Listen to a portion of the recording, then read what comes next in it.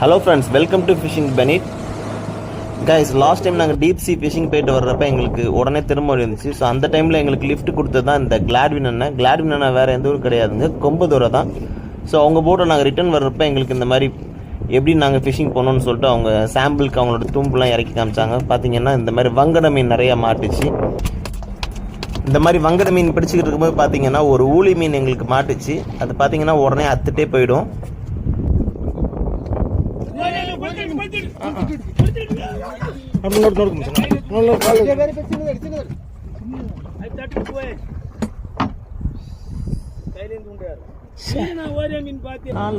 Guys, கிளாடினோட போட்டில் தான் நாங்கள் ஃபர்ஸ்ட் டைம் ஃபிஷிங் போயிருந்தோம். அவங்க எப்படி ஃபிஷிங் பண்ணுவாங்க அப்படிங்கிற விஷயங்கள் நிறைய விஷயங்கள் சொல்லி கொடுத்தாங்க.